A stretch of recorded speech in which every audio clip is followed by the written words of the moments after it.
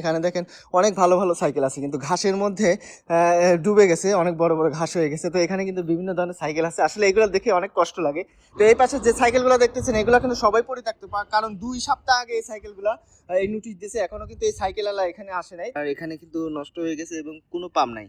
অর্থাৎ এটা কতদিন ধরে এখানে পড়ে আছে এটা কিন্তু কেউ জানে না।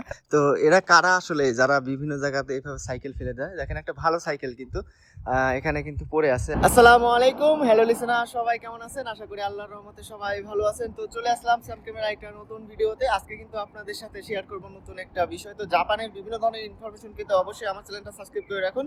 তো জাপানে কিন্তু সাইকেল কুড়িয়ে পাওয়া যায়, বিশেষ করে বিভিন্ন জায়গাতে সাইকেল কিন্তু ফেলে রেখে চলে যায় অনেকেই। তো এই সাইকেলগুলো কিন্তু অনেক জায়গায় পড়ে থাকে, অনেক জায়গায় নষ্ট হয়ে যায়, এবং এগুলো পরবর্তীতে কিভাবে সংরক্ষণ করে বা এর পরবর্তীতে পরিস্থিতি কি হয়, তো এই বিষয়গুলো আপনাদের সাথে শেয়ার করব। তো অনেকেই কিন্তু এরকম সাইকেল অনেক জায়গা থেকে নিয়ে যায়, তো এটা কোনো ধরনের অপরাধ কিনা এটাও জানতে পারবেন। তো জাপানের বিভিন্ন এরকম আশ্চর্য জিনিস বিষয় কিন্তু আপনারা দেখতে পারেন, এবং আমার চ্যানেলে ঘুরে ঘুরে বিভিন্ন ধরনের ভিডিও করে আমি জাপানের বিভিন্ন স্থান সম্পর্কে, বিভিন্ন প্রোডাক্ট সম্পর্কে, বিভিন্ন কালচার সম্পর্কে। তো অবশ্যই যারা জাপান আসতে চান, জাপান সম্পর্কে অনেক কিছু জানতে চান, তারা কিন্তু অবশ্যই আমার চ্যানেলটা সাবস্ক্রাইব করে রাখতে পারেন। তো চলুন বেশি ভিডিও না করে আজকে আপনাদের সাথে শেয়ার করে জাপানের কিভাবে সাইকেলগুলা কুড়িয়ে পাওয়া যায়।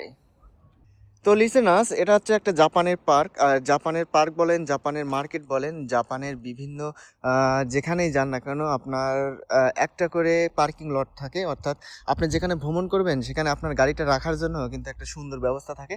তো এটা দেখেন জাপানের এই পার্কের একটা সুন্দর সাইকেল স্ট্যান্ড বা বাইক স্ট্যান্ড। তো এখানে কিন্তু অনেকে সাইকেল রেখে আপনার এই পার্কে ভ্রমণ করে। তো এখন দেখেন আশপাশে কিন্তু কোনো ব্যক্তি নাই এই পার্কে, অর্থাৎ কোনো ব্যক্তি নাই, অথচ এখানে কতটা সাইকেল পড়ে আছে আপনি ভাবতেও পারবেন না। তো অনেকে হয়তো বা এখানে রেখে দূরেও যেতে পারে, তবে আপনাদের এখানে কিছু দেখায় যে সাইকেলগুলা একদম কিন্তু ফেলে রেখে চলে গেছে। এই সাইকেলগুলো বুঝবেন কেমনে? দেখেন অনেকদিন ব্যবহার না করলে যেমন সাইকেলে জং ধরে যায়, আপনার সাইড মাইড নষ্ট হয়ে যায় বা চাকা নষ্ট হয়ে যায়, সেগুলো কিন্তু এখান থেকে আপনি উপলব্ধি করতে পারবেন। তো বিশেষ করে এখানে অনেক সাইকেলই ফেলে রেখে গেছে এবং অনেকটা ইউজ হয়, সেটা কোনগুলো ইউজ হয়, যেগুলো নতুন ওগুলো বোঝা যায় না, অনেকদিন পর কিন্তু বোঝা যায়। দেখেন এই সাইকেলটা এইভাবে কিন্তু পড়ে আছে। তো এইখানে আপনার একটা সাইকেল দেখায়, যেটা এই পাশে, এটা দেখেন টিউবগুলা টায়ারগুলা কিন্তু একদম নষ্ট, আপনার এখানে কিন্তু নষ্ট হয়ে গেছে এবং কোনো পাম নাই। অর্থাৎ এটা কতদিন ধরে এখানে পড়ে আছে এটা কিন্তু কেউ জানে না। এবং এখানে দেখেন চেনগুলা কিন্তু আপনার জং ধরে গেছে। তার মানে এখানে এই সাইকেলটা দেখে বোঝা যাচ্ছে এই সাইকেলটা কেউ এখানে ফেলে খেয়ে চলে গেছে। তো এই পাশে এরকম কিন্তু আরো কয়েকটা আছে, ওই পাশে একটা ছোট সাইকেল আছে। আসলে মেন কথা কি, এখানে দেখেন কোনো ব্যক্তির উপস্থিতি নাই, কিন্তু এখানে কত কয়টা সাইকেল আছে, বিশেষ করে যে সাইকেলগুলো জং ধরে গেছে এবং যেগুলো চলিত না, অর্থাৎ পরিচালিত হয় না, সেগুলো কিন্তু দেখেই বোঝা যায়। তো এরকম একটা পার্কে কিন্তু এরকম অনেক সাইকেলগুলো কিন্তু ফেলে রেখে অনেকে চলে যায়। তো এটা আপনাদের দেখালাম প্রথম একটা পার্কের ভিডিও, তারপরেও আছে অনেক স্টেশনেও কিন্তু ফেলে রেখে যায়। তো আমরা চলেন যাই স্টেশনে, দেখি কি ধরনের কোনো সাইকেল পাওয়া যায় কিনা। লিসেনার্স, আমরা চলে আসলাম স্টেশনে। এটা হচ্ছে নারিতা স্টেশন, আপনার পশ্চিম পাশে যে গেটটা সেখানে। তো এখানে কিন্তু সাইকেল রাখার জন্য অনেক জায়গা আছে, তবে এখানে কিন্তু সাইকেল রাখা ফ্রি, আপনার কোনো টাকা পে করতে হবে না। আর ভিতরে ওই যে 2 তলা দেখতেছেন, ওখানে কিন্তু সাইকেল রাখতে টাকা পে করতে হয়। তো এখানে কিছু নিয়ম রুলস আপনাদের জানিয়ে দিই আপনাদের সুবিধার্থে। এখানে কিন্তু লেখা আছে আপনার বাইক এবং সাইকেলে যে ক্রস চিহ্ন দেওয়া আছে, এখানে পার্কিং নিষেধ, অর্থাৎ এই সাইড দিয়ে কিন্তু পার্কিং নিষেধ। তারপরে দেখেন অনেকেই কিন্তু এখানে পার্কিং করছে, এবং এই সাইড দিয়েও কিন্তু পার্কিং নিষেধ। আপনার এই যে রাস্তার সাইড দিয়ে যে সাইকেলগুলো আছে এগুলো কিন্তু অবৈধ, আপনার এখানে কিন্তু পার্কিং নিষেধ। আর এর কারণে কিন্তু আপনার বিভিন্ন সময় বিভিন্ন আপনার নোটিশ দেয় যে এই সাইডে পার্কিং করলে আপনার সাইকেলগুলো তুলে নিয়ে যাবে বা এখান থেকে আপনার অপসারণ করা হবে। কিন্তু তারপরে অনেকে রাখে, আসলে এই নিয়মগুলো কিন্তু বেশিরভাগই মানে না, ভিতরে জায়গা না থাকার কারণে এই নিয়মগুলো কিন্তু এভাবে অনিয়ম করা হয়। তো বিশেষ করে আমরা সাইকেলগুলো দেখাচ্ছি, আজকে যে বিষয়বস্তু সেই বিষয়ে চলে যাই। তো এখানে দেখেন বিভিন্ন কিন্তু সাইকেল রাখা আছে।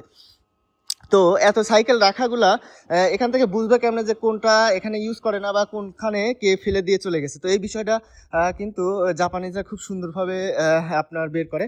বিশেষ করে গত সপ্তাহের আগের সপ্তাহ, প্রায় 2 সপ্তাহ আগে আপনার এই যে সাইকেলে একটা করে এ ধরনের নোটিশ দিয়ে গেছে, প্রত্যেকটা সাইকেলে দিয়ে গেছে, এটাই নাই, আপনার এটাই আছে। অর্থাৎ এখানে যে সাইকেলগুলো ছিল আপনার প্রত্যেকটা সাইকেলে কিন্তু এই নোটিশটা দিয়ে গেছিলো। এখানে কিন্তু একটা নোটিশ আছে, আমি এখানে সাইকেল রাখি তাই জানি, আমিও কিন্তু এই নোটিশটা পড়ছি। তো এই নোটিশে লেখা আছে যে যারা এখানে সাইকেলগুলো ইউজ করেন তারা এটা ছিঁড়ে ফেলেন। অর্থাৎ আপনার এই সাইকেলটা যদি হয় আপনার সাইকেল, তাহলে আপনি এটা দেখার পর এটা ছিঁড়ে ফেলবেন।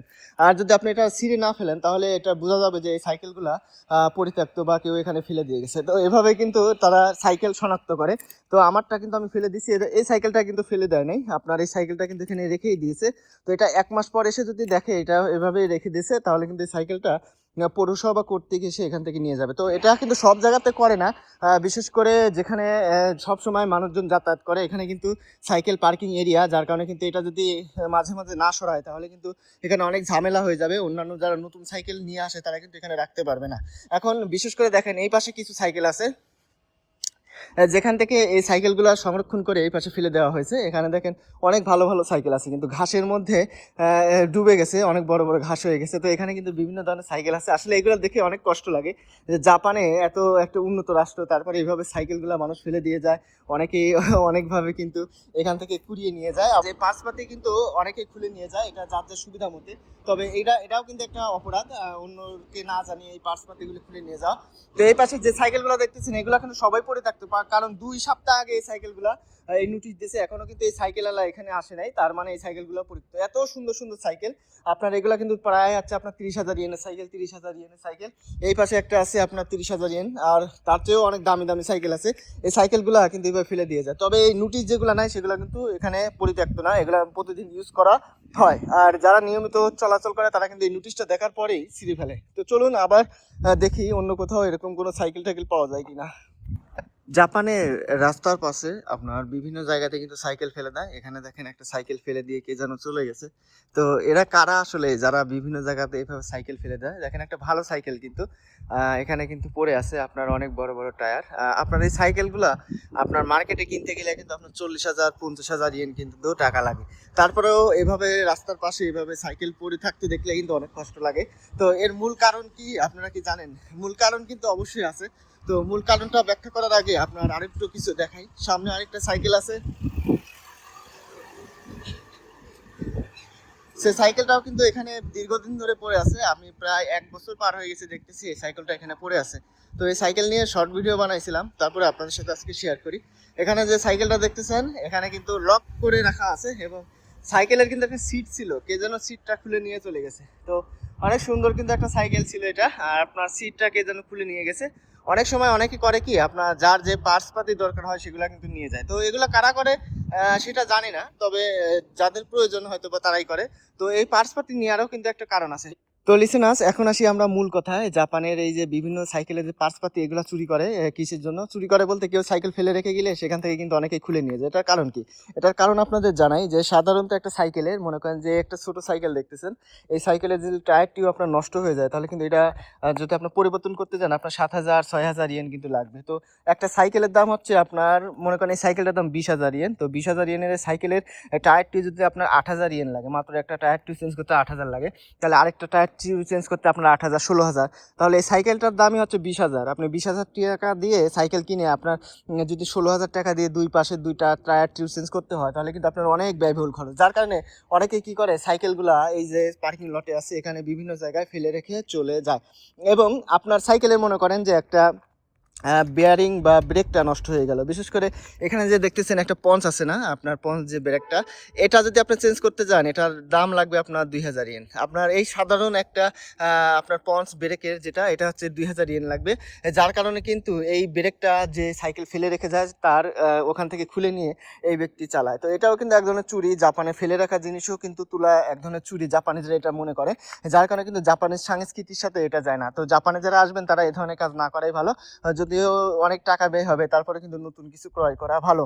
এখন আরেকটা বিষয় আছে, এখানে কিন্তু প্রচুর পরিমাণে আছে সাইকেল, এবং এখানে কিন্তু আপনার বিভিন্ন ধরনের সাইকেল ফেলে দিয়ে চলে গেছে। এখানে আরেকটা সাইকেল দেখা, এই যে নোটিশ দিয়ে গেছে, এই নোটিশটা পড়ে নাই বা ছেড়ে নাই, যার কারণে কিন্তু এই সাইকেলওয়ালা আসে নাই, তার মানে এই সাইকেলটাও কিন্তু পরিত্যক্ত। কত সুন্দর একটা সাইকেল। এখন এই সাইকেলওয়ালা এটা ফেলে দিয়ে যাওয়ার কারণ কি? এটা ফেলে দেওয়ার কারণ কি, আপনার অনেক সাইকেলওয়ালা আছে যারা এখান থেকে অন্য জায়গায় চলে যাবে, অন্য সিটিতে চলে যাবে, তারা কিন্তু পরবর্তীতে আর আসবে না। তো এই সাইকেলগুলা বিক্রি করা বা কোথাও আবার নতুনভাবে কাউকে দিয়ে দেওয়া, এগুলোর অনেক ধরনের সমস্যা জটিলতা। এখন আপনি সাইকেলের সাথে সাইকেল কেনার রসিদ লাগবে, বা আপনার সাইকেল নিজস্ব কিনা এটা কিন্তু প্রমাণ করতে হবে, তারপরে কিন্তু আপনি সাইকেলটা বিক্রি করতে পারবেন। এটাও কিন্তু একটা পুরাতন সাইকেল বাইক। এখন যদিও বিক্রি করতে চান তাহলে কিন্তু সেরকম টাকা পাবেন না। আপনার এই যে 20,000 30,000 ইয়েনের এক একটা সাইকেল, এটা যদি আপনি বিক্রি করতে চান আপনি কিন্তু সেরকম মূল্য পাবেন না, হয়তো বা কয়েকশো হাজার এরকম পেতে পারেন। তারপরে কিন্তু বিভিন্ন ধরনের ঝামেলা পোহাতে হয়, যার কারণে কিন্তু বেশিরভাগ লোকই এই সাইকেলগুলো কি করে ফেলে দিয়ে চলে যায়। তো এটা জাপানি সংস্কৃতির সাথে যায় না। এখন এটা প্রতিরোধ করার কোনো উপায়ও নাই। আপনার দেখেন এখানে কত সাইকেল আছে, আমি সকালবেলা এসে এখানে পার্কিং করে চলে গেলাম, চলে যাওয়ার পর আর এখানে ফিরে আসলাম না। এখন এই চলে যাওয়ার পর যে আর আসলাম না, এখন পরবর্তীতে কে জানলো কে আসলো কে না গেলো। এখন সিকিউরিটি ক্যামেরা দিয়ে এগুলা সংরক্ষণ করাও একটা ঝামেলার কাজ। তারপরেও অন্যান্য বিষয়বস্তু তো আছে। তো জাপানে এই কারণেই জাপানিজরা বিভিন্ন জায়গায়, জাপানিজ না, এটা বেশিরভাগই যারা বহির্দেশ থেকে আসে তারা এই কাজগুলো বেশি করে এবং অনেক দামি দামি সাইকেলগুলো কিন্তু এইভাবে ফেলে দিয়ে যায়। তো এটা সংরক্ষণ করা অনেকের কাজ, এই যে আপনার পৌরসভা থেকে যারা আসে তারা কিন্তু নিয়মিত এটার কাজগুলা করে।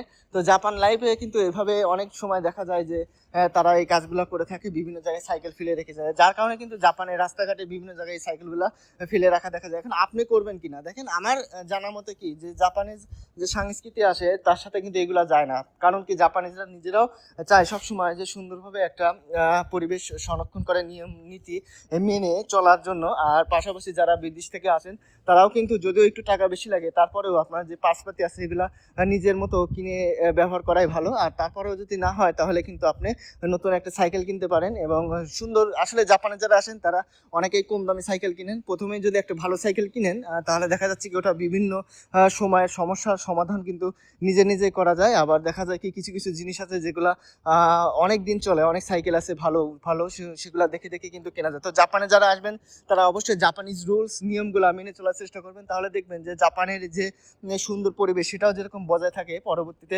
কিন্তু জাপানিজদের কাছেও অন্যান্য দেশের মানুষজন কিন্তু একটা সুন্দর ব্যবহারের কারণে তারাও কিন্তু একটা সুন্দর লাইফ স্টাইল পেতে পারে। তো এইভাবে জাপানের প্রত্যেকটা লাইফ, প্রত্যেকটা জীবন, জাপানে সাইকেল ফেলে রাখার বর্ণনা দিলাম আজকে আপনাদের। তো দেখা হবে আবার নতুন কোনো একটা ভিডিওতে। আজকের মতো এখানেই বিদায়। সবাই ভালো থাকবেন, সুস্থ থাকবেন। আল্লাহ হাফেজ।